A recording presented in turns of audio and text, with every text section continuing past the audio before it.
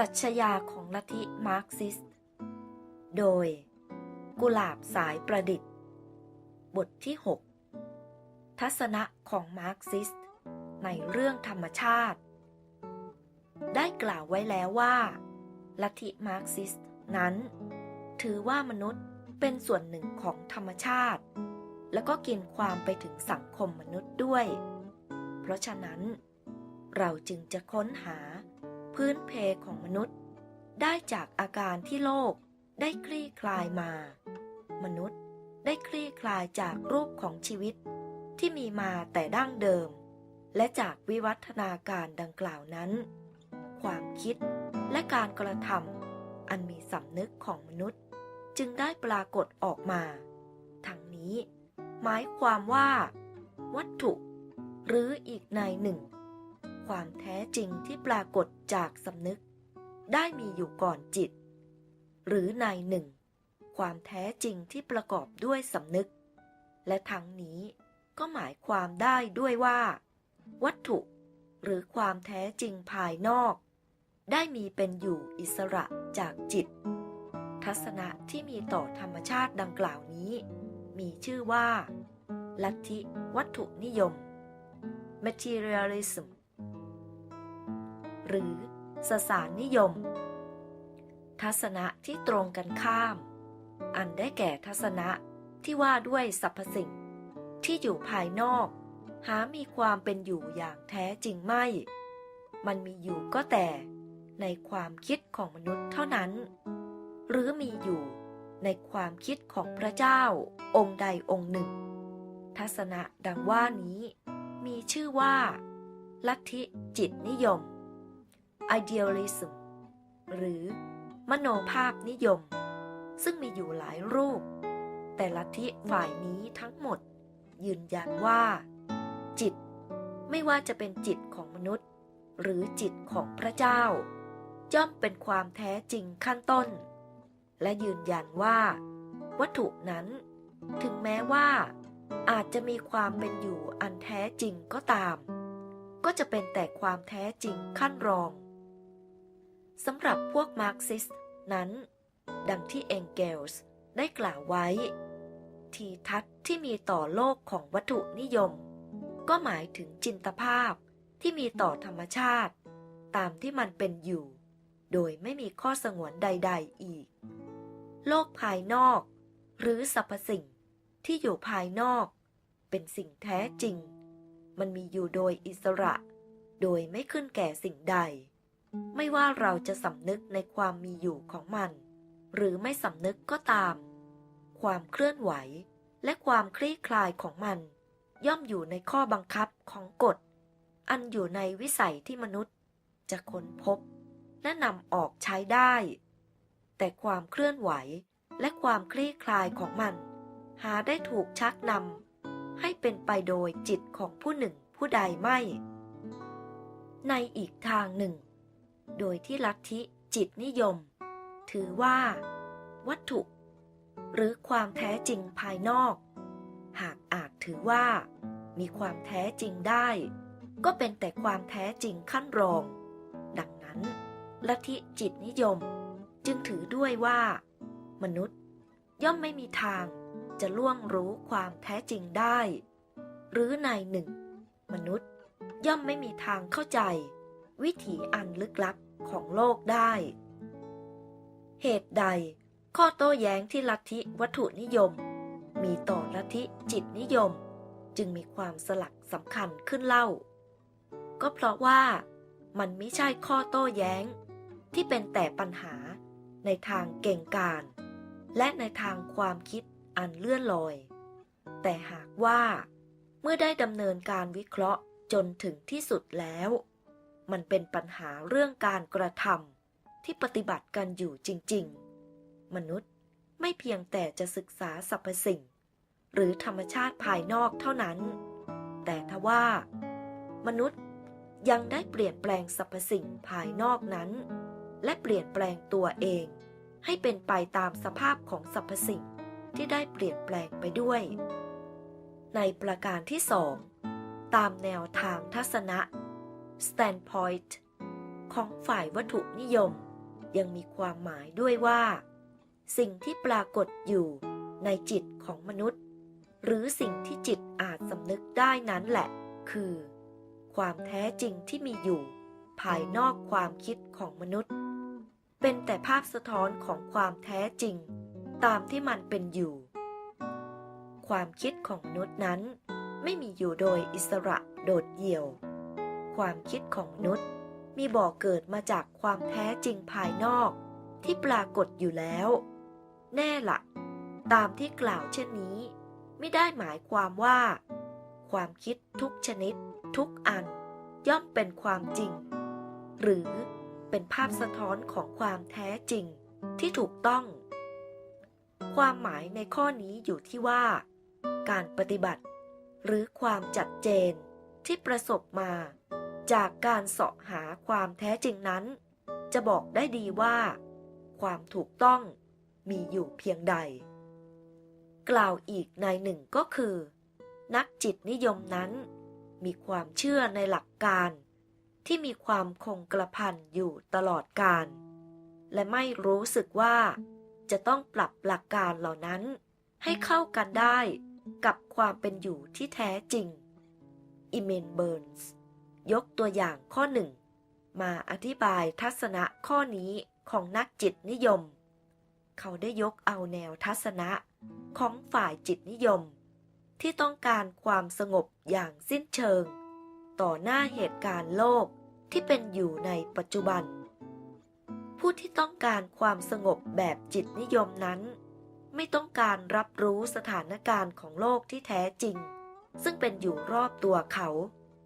บุคคลประเภทนั้นไม่ถือเอาความจริงหรือความจัดเจนที่เป็นจริงที่ชีวิตได้ประสบอยู่ทุกวันนี้ว่าเป็นข้อสลักสำคัญเลยกล่าวคือความเป็นจริงที่ว่าพละอำนาจต่างๆนั้นเป็นสิ่งที่ไม่อาจปัดเป่าให้ถดถอยไปได้โดยการอธิษฐานวิงวอนและในความเป็นจริงหรือในความจัดเจนที่เป็นจริงนั้นการนั่งกอดเข่าเจ้าจุกหรือไม่แสดงการต่อต้านพละอำนาจนั้นก็มีแต่ชักชวนให้มันทวีการบังคับคุกคามทวีการรุกรานและทวีทารุณกรรมยิ่งขึ้นการได้แต่จะอธิษฐานให้บังเกิดความสงบโดยไม่มีการดำเนินการใดๆเลยนั้นคือทัศนะของบุคคลที่ถือลัทธิจิตนิยมกล่าวคือเป็นผู้ที่ไม่เชื่อถือหรือแยแสต่อความเป็นจริงที่ปรากฏอยู่รอบตัวเขาโดยประการฉะนี้จึงกล่าวได้ว่าลัทธิมาร์กซิสต์ได้กำหนดทฤษฎีต่างๆขึ้นมาจากจินตนาภาพหรือการมองดูโลกในทางวัตถุและจากแนวทัศนะข้อนี้ลัทธิมาร์กซิสต์ได้ตรวจสอบโลกได้พยายามค้นคว้าเปิดเผยกฎต่างๆที่บังคับการเป็นไปในโลกและโดยที่มนุษย์เป็นส่วนหนึ่งของสิ่งที่แท้จริงในโลกการค้นคว้าเปิดเผยจึงเป็นการค้นคว้าเปิดเผยกฎต่างๆที่บังคับความเคลื่อนไหวของสังคมมนุษย์นั่นเองอันหนึ่งลัทธิมาร์กซิสต์ยังได้ทดลองการค้นพบและข้อยุติต่างๆกับความจัดเจนที่ได้ประสบมาและครั้นแล้วก็ได้ละทิ้งหรือปรับปรุงข้อยุติหรือทฤษฎีบางอันซึ่งเห็นว่ายังเข้ากันได้สนิทกับข้อเท็จจริงการเข้าหาโลกหรือการเข้าสู่การพิจารณาโลกอันรวมถึงสังคมมนุษย์ด้วยท่าทีดังกล่าวนี้ลัทธิมาร์กซิสต์จึงย่อมสามารถเปิดเผยลักษณะทั่วไปบางประการที่สิ่งที่แท้จริงและไม่ใช่สิ่งที่กำหนดขึ้นโดยจิตใจทัศนะมาร์กซิสต์จึงเป็นทัศนะที่มีสาระสำคัญทางวิทยาศาสตร์ซึ่งสรุปขึ้นมาจากสิ่งที่เป็นจริงและไม่ใช่เป็นระบบอะไรอันหนึ่งที่นักปราชญ์คนใดคนหนึ่งได้ประดิษฐ์คิดขึ้นมาด้วยประการดังกล่าวนี้ทัศนะมาร์กซิสต์ จึงไม่เพียงแต่จะแลเห็นโลกในทางวัตถุเท่านั้น หากยังได้พบว่ามีลักษณะพิเศษบางประการซึ่งได้รับขนานนามว่า dialectic วลีที่ว่า dialectical materialism หรือวัตถุนิยมแบบ dialectic ซึ่งเป็นปรัชญาที่สำแดงจินตภาพมาร์กซิสต์ในเรื่องโลกนั้นมักจะถือกันเสียว่าเป็นปรัชญาที่ออกจะลึกลับแต่แท้จริงแล้วมันไม่ใช่เรื่องลึกลับเลยเพราะว่ามันได้ฉายให้มนุษย์ได้เห็นภาพของโลกที่แท้จริงและการที่จะอธิบายคำว่า dialectic โดยบรรยายถึงเรื่องราวธรรมดาที่สามัญชนทั่วไปจะรับรองได้ก็เป็นสิ่งที่อาจทำได้ในประการแรกเราอาจจะเห็นว่าธรรมชาติหรือโลกรวมทั้งสังคมมนุษย์นั้นหาได้ประกอบขึ้นด้วยสิ่งที่แยกออกมาจากสิ่งอื่นและเป็นอิสระจากกันโดยสิ้นเชิงไม่น้ำก็คือน้ำแต่ถ้าอุณหภูมิของน้ำเพิ่มขึ้นถึงจุดหนึ่งน้ำนั้นก็จะกลายเป็นไอถ้าอุณหภูมิลดต่ำลงน้ำก็จะเปลี่ยนรูปเป็นน้ำแข็งหากว่าเขาจะตรวจสอบสิ่งต่างๆดูต่อไปอีกสามัญชนทั่วไปก็ย่อมตระหนักดีว่าไม่มีสิ่งใดเลยที่จะมีความเป็นอยู่อย่างอิสระจากสิ่งทั้งหลายทั้งปวงโดยสิ้นเชิงเขาตระหนักดีว่าทุกสิ่งทุกอย่างย่อมเป็นอยู่โดยมีความเกี่ยวข้องผูกพันอยู่กับสิ่งอื่นตามความจริงแล้วความเกี่ยวข้องผูกพันระหว่างสิ่งต่างๆนั้นดูจะเป็นอาการที่เห็นได้ชัดจนแทบไม่มีเหตุผลอะไรเลยที่จะเรียกร้องให้ใครๆมาสนใจกับเรื่องนี้แต่ก็เป็นความจริงอีกเหมือนกันว่าคนเราหาได้รับรองความเกี่ยวข้องผูกพันที่มีอยู่ในระหว่างสรรพสิ่งเสมอไปไม่อาทิคือคนเราไม่รับรองในข้อที่ว่าสิ่งเป็นจริงในกระบวนเหตุการณ์อันหนึ่งอาจไม่เป็นจริงตามนั้นในกระบวนเหตุการณ์อีกอันหนึ่งคนเรามักจะนำความคิดที่ได้ก่อรูปขึ้นในกระบวนเหตุการณ์อันหนึ่งไปใช้ปรับแก่กระบวนเหตุการณ์อีกอันหนึ่งที่มีลักษณะแตกต่างกันอย่างมากอยู่เสมออีมินเบิร์นส์ได้ยกตัวอย่างท่าทีที่คนเรามีต่อเรื่องอิสรภาพในการพูดโดยทั่วไปอิสรภาพในการพูดเป็นสิ่งเกื้อกูลประชาธิปไตยเป็นสิ่งเกื้อกูลการสำแดงออกมาซึ่งเป็นเจตจำนงของประชาชนในเมื่อมีเหตุการณ์อย่างใดอย่างหนึ่งบังเกิดขึ้นและดังนั้นอิสรภาพในการพูดก็ย่อมเป็นสิ่งเกื้อกูลความคลี่คลายของสังคมแต่อิสรภาพในการพูดเพื่อลัทธิฟาสซิสต์หรือเพื่อความเจริญของบางสิ่งบางอย่างที่เป็นการสกัดขัดขวางประชาธิปไตยในข้อสาระสำคัญนั้นอิสรภาพที่ถูกใช้ไปเพื่อการนี้ย่อมให้ผลเป็นคนละอย่างกันทีเดียวกับอิสรภาพในประการแรกอิสรภาพในประการหลังเป็นการเหนี่ยวรั้งความคลี่คลายขยายตัวของสังคมการเข้าสู่การพิจารณาปัญหาตามวิธีการไดอะเล็กติกนั้นยังแสดงไว้ด้วยว่าไม่มีสิ่งใดในโลกนี้มีความยืนยงคงที่อย่างแท้จริงสรรพสิ่งในโลกนี้ย่อมเคลื่อนไหวเปลี่ยนแปลงไม่ว่าจะเป็นการเคลื่อนไหวเปลี่ยนแปลงโดยการไปสู่ที่สูงขึ้นไปและคลี่คลายออกไปหรือเป็นการเสื่อมไปและวอดวายไปความรู้ทางวิทยาศาสตร์ทั้งมวลย่อมยืนยันความจริงข้อนี้โลกนี้เองก็อยู่ในสภาพที่มีการเปลี่ยนแปลงเป็นนิจและเมื่อพิจารณาดูสรรพสิ่งที่มีชีวิตด้วยแล้วเราก็จะยังเห็นความจริงข้อนี้ได้ตระหนักขึ้น เพราะฉะนั้นจึงเป็นข้อสาระสำคัญแก่การสอบสวนแบบวิทยาศาสตร์ทุกชนิดซึ่งเป็นการสอบสวนเพื่อที่จะตระหนักในความแท้จริงจะพึงรับรู้ในความเปลี่ยนแปลงนี้และจะต้องไม่เข้าสู่การพิจารณาสิ่งใดๆประดุจหนึ่งว่าสรรพสิ่งเหล่านั้นเป็นสิ่งคงที่และจะยืนยงอยู่เช่นนั้นชั่วกาลปวสานก็เหตุผลใดเล่าจึงถือเป็นข้อสาระสำคัญที่ต้องนำเอาลักษณะของความแท้จริงอันนี้ขึ้นมากล่าวทั้งนี้ก็เพราะว่าในทางปฏิบัตินั้นหลักเกณฑ์การเข้าสู่การพิจารณาเพื่อเข้าถึงความแท้จริงที่คนเราใช้อยู่นั้นหาใช่หลักเกณฑ์ที่กล่าวข้างต้นไม่เฉพาะอย่างยิ่งในการเข้าสู่การพิจารณาปัญหาสังคมมนุษย์และการพิจารณาปัญหาของมนุษย์ชายหญิงแต่ละคนใครก็ตามหากปฏิเสธความคิดที่ว่าผลิตกรรมเพื่อมุ่งผลกำ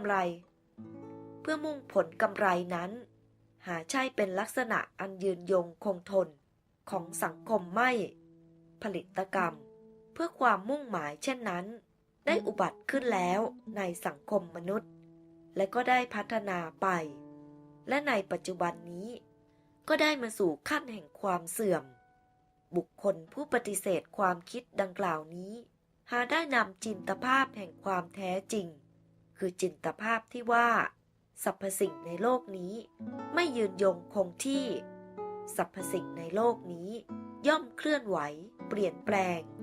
มาใช้เป็นหลักเกณฑ์การพิจารณาไม่และตามความจริงแล้วเรามักจะได้ประสบจินตภาพหรือข้อคิดที่ว่าโดยที่มันได้เป็นมาแล้วดังนั้นมันก็คงจะเป็นอยู่ต่อไปในแทบทุกหนทุกแห่งและจินตภาพเช่นที่กล่าวนี้จึงกลายเป็นเครื่องกีดขวางอันมีอยู่ไม่ขาดสายต่อความคลี่คลายจำเริญของบุคคลและสังคมจากความตระหนักอันแจ่มใส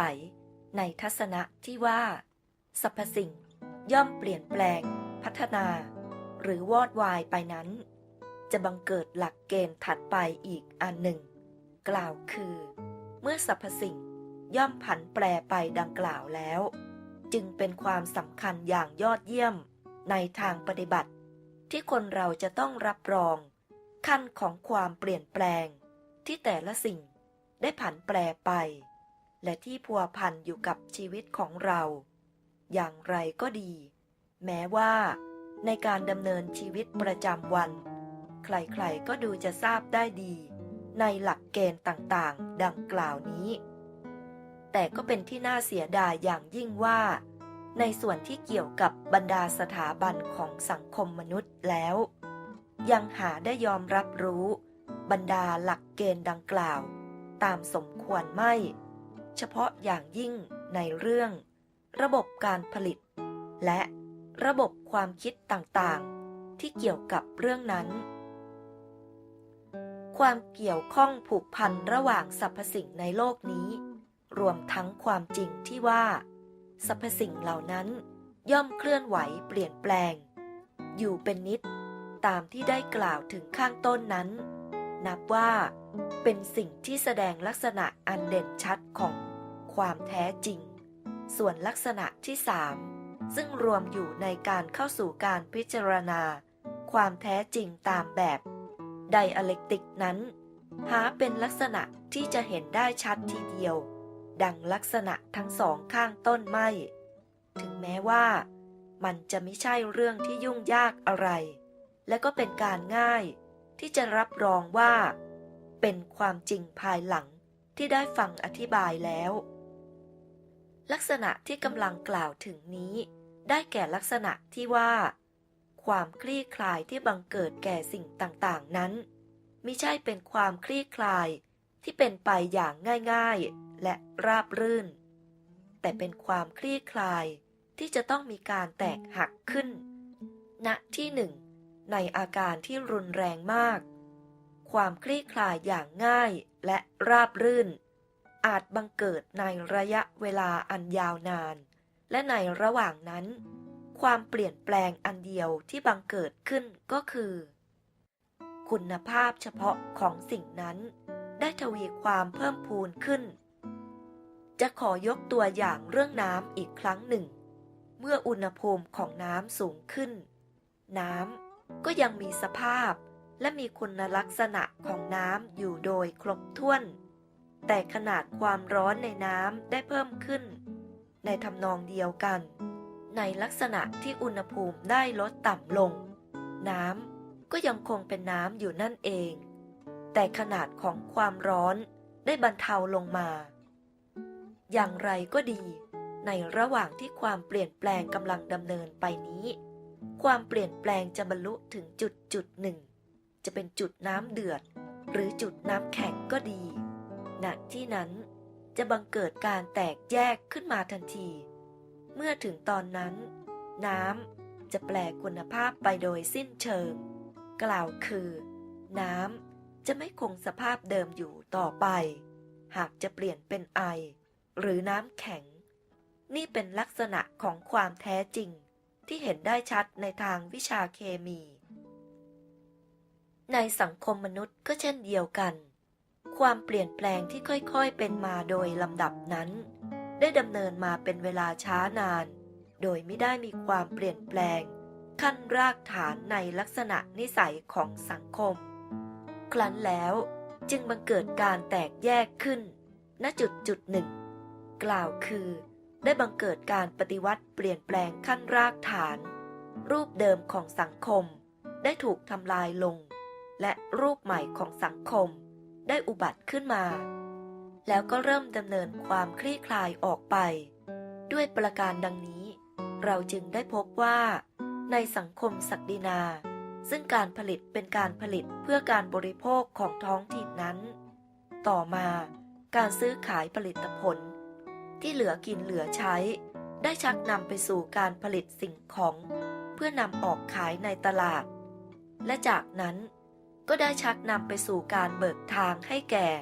การผลิตตามแบบลัทธินายทุน ความเคลื่อนไหวเปลี่ยนแปลงดังกล่าวนี้ เป็นความคลี่คลายที่ได้ดำเนินมาเป็นเวลาอันยาวนาน และในที่สุด ความคลี่คลายนั้นก็ได้บรรลุถึงจุดหนึ่งที่ชนชั้นนายทุน ซึ่งได้เติบโตจำเริญขึ้นมาได้ เกิดการปะทะกันขึ้นกับระเบียบแบบแผนที่ใช้กันมาในสังคมศักดินา เป็นเวลาหลายศตวรรษแล้ว จึงได้เบี่ยงระบบแบบแผนอันคล่ำคลึนั้นทิ้งไป แล้วก็ได้แปลงรูปลักษณะการผลิตเสียใหม่ทั้งหมด โดยประการดังนั้น สังคมนายทุน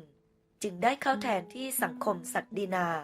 และได้เริ่มการพัฒนาสังคมใหม่ออกไป อย่างเป็นพายุปลุกแคมยิ่งกว่าในสมัยที่แล้วมา ลักษณะที่ 4 ของวิธีการไดอะเล็กติก ได้แก่ จินตภาพ ซึ่งมีต่อสิ่งที่เป็นเหตุให้เกิดความคลี่คลาย อันย่อมบังเกิดขึ้นในทุกหนทุกแห่ง การเข้าสู่การพิจารณาสิ่งต่างๆ ตามแบบไดอะเล็กติกนั้น แสดงให้เห็นว่า สิ่งต่างๆนั้นมิใช่มีลักษณะง่ายๆ และมิใช่ลักษณะที่เป็นอันหนึ่งอันเดียวกันทั้งหมด ทุกสิ่งมีทั้งส่วนที่เป็นจริง เป็นจัง และส่วนที่ไม่เป็น ภายในสิ่งทุกสิ่งนั้น มีลักษณะที่กำลังคลี่คลายไปสู่สภาพที่ทรงอำนาจยิ่งขึ้น และก็มีลักษณะที่กำลังร่วงโรยไปสู่สภาพ คลี่คลายอำนาจลง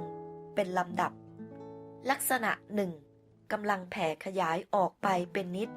อีกลักษณะหนึ่งต่อต้านการแผ่ขยายที่กำลังดำเนินอยู่ และเนื่องด้วย ความขัดแย้งกันระหว่าง ลักษณะทั้งสองที่ตรงกันข้ามนี้เอง จึงได้เกิดการต่อสู้ของสิ่งที่กำลังเติบโตขึ้นมา ของอีกฝ่ายหนึ่ง และเกิดการต่อสู้ของสิ่งที่มีอำนาจครอบงำเพื่อที่จะป้องกันมิให้อีกฝ่ายหนึ่ง ได้คลี่คลายขยายตัวออกไป ทั้งนี้คือเนื้อหาของขบวนการเปลี่ยนแปลงทั้งหมด ซึ่งจะไปจบลงในที่สุด ณ จุดแตกหักอย่างรุนแรง ความเป็นมาเช่นนี้ ย่อมได้เห็นกระจ่างชัดที่สุดในสังคมมนุษย์ในแต่ละขั้นของประวัติศาสตร์ได้มีการแบ่งมนุษย์ออกเป็นชั้นมาทุกกาลสมัยซึ่งในกาลสมัยต่างๆนั้นจะแสดงให้เห็นว่าในขณะที่ชนชั้นหนึ่งกำลังคลี่คลายขยายตัวออกไปชนอีกชั้นหนึ่งก็กำลังตกสู่ความเสื่อมดังเห็นได้ในกรณีของสังคมศักดินาในขณะที่ลัทธินายทุนได้เริ่มคลี่คลายและได้คลี่คลายออกไปเป็นลำดับนั้นความคลี่คลายดังกล่าวนั้นได้ขยับใกล้ความขัดแย้งกับลัทธิศักดินาเข้าไปเป็นลำดับถัดมาในการสมัยของลัทธินายทุนก็เช่นกันได้บังเกิดชนชั้นคนงานอันเป็นชนชั้นที่กำลังเติบโตขึ้นมาและมีอนาคตอยู่ในกำมือของเขาเช่นเดียวกับที่ชนชั้นกลางพวกนายทุนได้เติบโตขึ้นมาในสมัยของลัทธิศักดินาในสังคมนายทุนนั้นในขณะที่มีความคลี่คลายทางฝ่ายนายทุนนั้นความคลี่คลายทางฝ่ายคนงานก็อุบัติตามมาถัดจากนั้นความขัดแย้งระหว่างชนชั้นทั้งสองก็คลี่คลายออกไปด้วยความขัดแย้งกันที่มีอยู่ในลัทธินายทุนรวมทั้งการต่อสู้ที่เกิดจากการแบ่งแยกชนชั้นนี้แหละที่ในที่สุดได้นำไปสู่การแตกแยกกันอย่างรุนแรงคือนำไปสู่การปฏิวัติเมื่อได้อธิบายลักษณะต่างๆที่มีอยู่ในการเข้าสู่การพิจารณาปัญหาต่างๆตามแบบไดอะเล็กติกมาถึงขั้นนี้แล้วก็นับว่าเป็นการเพียงพอที่จะนำความคิดนานาชนิดภายใต้วลี dialectical materialism หรือวัตถุนิยมแบบไดอะเล็กติกมาสรุปรวมกันไว้เสียทีทัศนะภายใต้ dialectical materialism นั้นหมายถึงลักษณะที่ถือว่าความแท้จริง reality นั้นดำรงอยู่เป็นส่วนต่างหากจากความสำนึกของเราที่มีต่อมันถือว่าความแท้จริงเช่นนี้ไม่ใช่ส่วนต่างๆที่แยกกันอยู่อย่างโดดเดี่ยวหากว่าดำรงอยู่โดยมีความเกี่ยวข้องผูกพันกันถือว่าความแท้จริงนั้นไม่มีสภาพคงที่หากมีสภาพเคลื่อนไหวพัฒนาและวอดวายไปถือว่าการพัฒนาที่ดำเนินไปเป็นลำดับนั้นจะพัฒนาไปถึงจุดหนึ่งซึ่งณที่นั้นจะมีการแตกแยกกันอย่างรุนแรงบังเกิดขึ้นและจะมีสิ่งใหม่อุบัติขึ้นโดยจินตภาพหรือข้อคิดในเรื่องโลกและรวมทั้งสังคมมนุษย์ดังกล่าวนี้แหละที่ทำให้ลัทธิมาร์กซิสต์มีความผิดแผกอย่างเด่นชัดจากลัทธิอื่นๆในการเข้าหาความแท้จริงเป็นการแน่นอนว่าวัตถุนิยมแบบไดอะเล็กติกหาใช่ลัทธิที่ตั้งตนไว้เหนือความแท้จริงไม่กล่าวคือมิได้ใช้ทีทัศน์ที่ประดิษฐ์คิดขึ้นตามอำเภอใจโดยจัดแจงให้โลกต้องยอมรับและความเหมาะสมตามทีทัศน์ที่ประดิษฐ์ขึ้นนั้นตรงกันข้ามกับลัทธิมาร์กซิสต์ถือตนว่าทัศนะของลัทธินั้นเป็นทัศนะที่แทนความเป็นอยู่ของโลกอย่างถูกต้องที่สุดและการตั้งรูปทัศนะของลัทธินั้นก็ได้ตั้งขึ้นจากความรู้ที่ได้รับการสะสมไว้ตลอดมารวมทั้งความชัดเจนที่มนุษย์ได้รับมาการค้นพบใหม่ๆในทางวิทยาศาสตร์ก็มีแต่จะแสดงการยืนยันทัศนะของลัทธิมาร์กซิสต์ว่าเป็นทัศนะที่ถูกต้องยิ่งขึ้นทุกทีนักวิทยาศาสตร์ผู้เข้าสู่การพิจารณาธรรมชาติจากแนวทัศนะของไดอะเล็กติกก็ได้พบว่าหลักเกณฑ์ไดอะเล็กติกได้เปิดเผยข้อความจริงใหม่ๆออกมาได้อธิบายสิ่งต่างๆที่แต่เดิมมาดูประหนึ่งเป็นสิ่งที่ไม่สามารถอธิบายได้แต่เมื่อความเจริญคลี่คลายของมนุษย์ได้ดำเนินมาจนถึงขั้นปัจจุบันนี้แล้วทีทัศน์ทั้งมวล ของลัทธิวัตถุนิยมแบบไดอะเล็กติกก็ได้มีความสำคัญเป็นยอดเยี่ยมในส่วนที่เกี่ยวข้องกับสังคมมนุษย์ตัวอย่างต่างๆที่แสดงไว้ในตอนต้นของบทความนี้จะแสดงให้เห็นความแตกต่างระหว่างทีทัศน์ที่ไม่ใช่มาร์กซิสต์ในส่วนที่เกี่ยวข้องกับความคลี่คลายของสังคมและความคิดที่บังเกิดจากความคลี่คลายอันนี้อันหนึ่งปัญหาในเรื่องธรรมชาติของความแท้จริงนี้ย่อมมีความสำคัญอย่างยิ่งในทางปฏิบัติแก่ชีวิตและแล้วการกระทำของมนุษย์ซึ่งมีค่าแก่การศึกษาอย่างละเอียดยิ่งขึ้นได้กล่าวไว้ในตอนต้นแล้วว่าทีทัศน์ฝ่ายวัตถุนิยมนั้นถือว่าวัตถุหรือความแท้จริงภายนอกมาเป็นที่หนึ่งแล้วจิตมาเป็นที่สองกล่าวคือจิตเป็นสิ่งที่คลี่คลายออกไปโดยอาศัยวัตถุเป็นพื้นฐานจากหลักอันนี้จึงมีผลต่อไปว่าความเป็นอยู่ตามธรรมชาติของมนุษย์และรวมทั้งวิธีการดำรงความเป็นอยู่ดังกล่าวนั้นไว้จึงย่อมมาก่อนความคิดที่มนุษย์ได้ประกอบขึ้นจากชีวิตของเขาและจากวิธีการยังชีพของเขากล่าวอีกในหนึ่งการปฏิบัติย่อมมาก่อนทฤษฎีมนุษย์ได้รู้จักวิธีเลี้ยงชีพมาช้านานก่อนที่เขาจะมีความคิดในเรื่องนั้นถึงแม้ในส่วนความคิดนั้นเองเมื่อมนุษย์ได้พัฒนาความคิดของเขาออกไปความคิดเหล่านั้นก็ย่อมเกี่ยวพันอยู่กับการปฏิบัติของเขาด้วยกล่าวอีกในหนึ่งก็คือทฤษฎีและการปฏิบัติเป็นสิ่งสองสิ่งที่รวมกันความจริงข้อนี้ไม่ใช่เป็นอยู่ในยุคดั้งเดิมเท่านั้นแต่ได้เป็นอยู่ในทุกยุคทุกสมัยการปฏิบัติของมนุษย์เพื่อได้มาซึ่งเครื่องยังชีพจึงเป็นบ่อกเกิดแห่งความคิดของมนุษย์ความคิดในทางการเมืองของมนุษย์ก็ได้มาจากบ่อกเกิดอันเดียวกันสถาบันทางการเมืองก็ประกอบขึ้นมาจากปฏิบัติในการคุ้มครองรักษาระบบการผลิตและไม่ใช่ประกอบขึ้น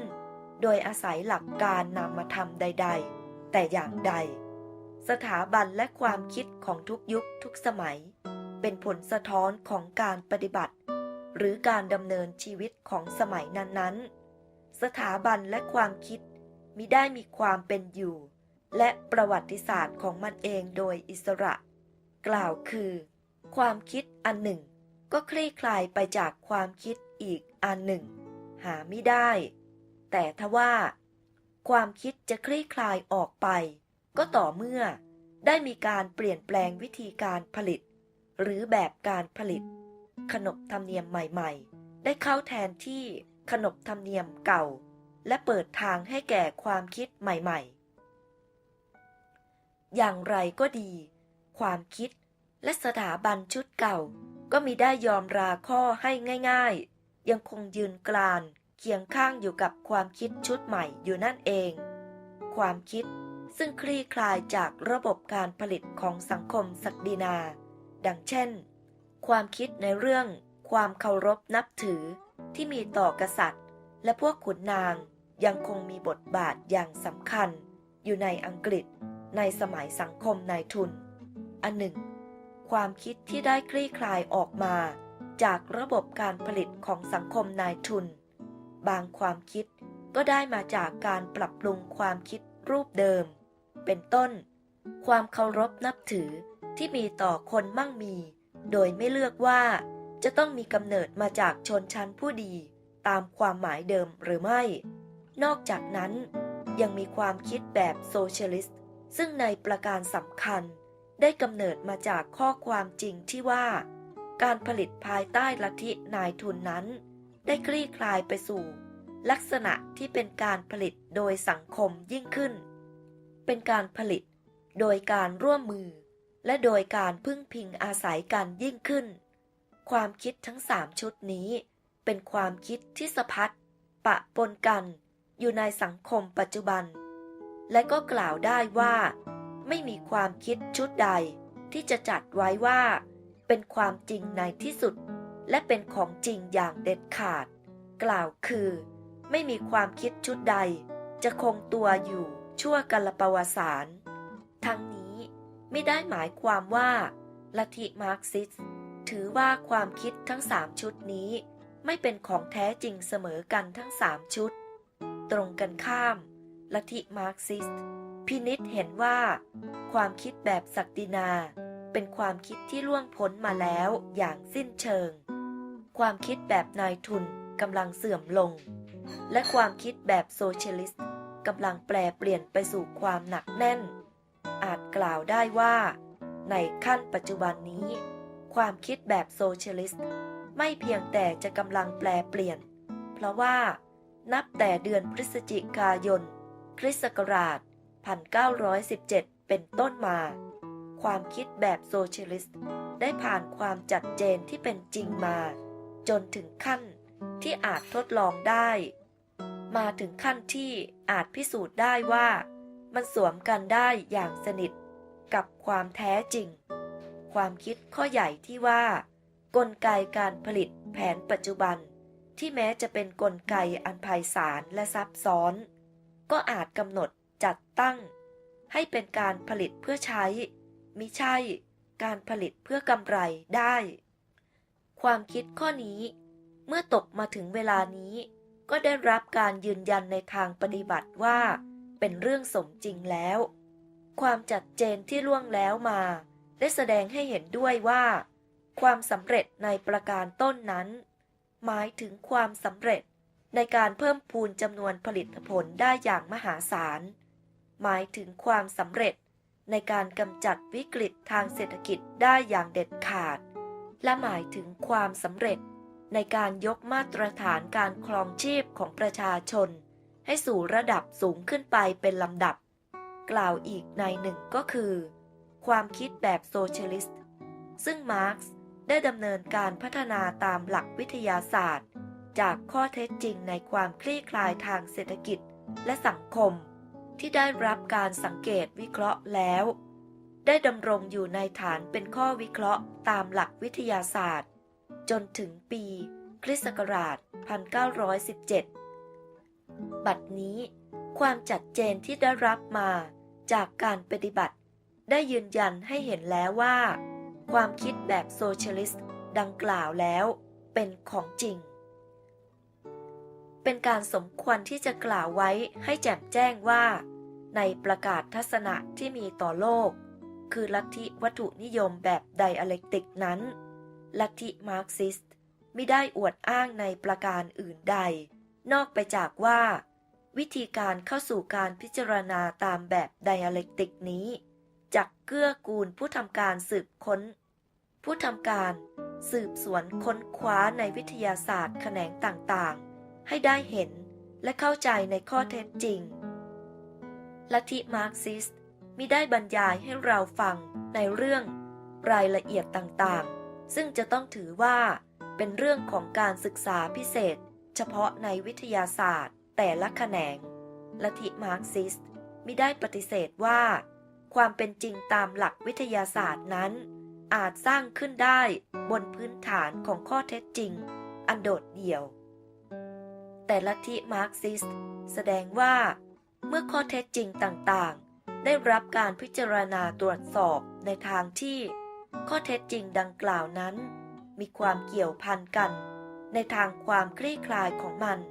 ในทางความเปลี่ยนแปลงของมันจากปริมาณไปสู่คุณภาพในความขัดแย้งภายในของมันแล้วความจริงตามหลักวิทยาศาสตร์ที่ปรากฏออกมาจะเป็นสิ่งที่มีค่าและเป็นสิ่งที่แท้จริงยิ่งกว่ากันอย่างเหลือที่จะครรณนาและวิธีการพิจารณาดังกล่าวนี้ย่อมจะยังผลอันดียิ่งโดยเฉพาะในวิทยาศาสตร์ของสังคมการศึกษาเรื่องราวของมนุษย์แต่ละคนหรือถึงว่าเป็นการศึกษาสังคมทั้งหมดในขณะใดขณะหนึ่งและณที่ใดที่หนึ่งนั้นการศึกษาเช่นนั้นจะอำนวยข้อยุติให้ได้ก็แต่ข้อยุติที่มีคุณค่าอย่างจำกัดยิ่งข้อยุติที่ได้มาในลักษณะเช่นนั้น ไม่อาจนำไปปรับใช้แก่ชนกลุ่มอื่นๆหรือแม้แต่จะปรับใช้กับกลุ่มชนเดียวกันในอีกสมัยหนึ่งก็ไม่ได้สิ่งที่ประสาทคุณค่าอันพิเศษให้แก่การศึกษาสังคมตามแบบมาร์กซิสต์นั้นคือมันศึกษาสังคมมิใช่เพียงแต่ตามที่เป็นอยู่ณที่นี้และบัดนี้แต่มันศึกษาสังคม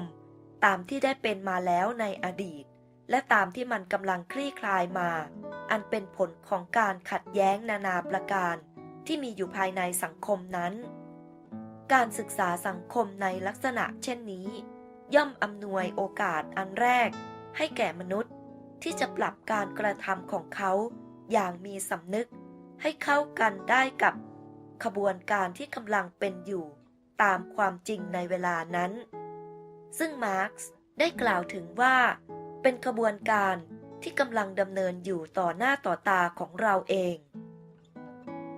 การศึกษาตามแบบมาร์กซิสต์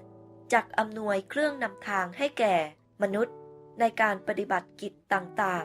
ๆซึ่งหลักการหรือทัศนะที่เป็นนามธรรมใดๆไม่อาจจัดทำให้ได้เพราะว่าตามความจริงหลักการหรือทัศนะที่เป็นนามธรรมนั้นแสดงถึงทีทัศน์อันคงที่ของอดีตเคยมี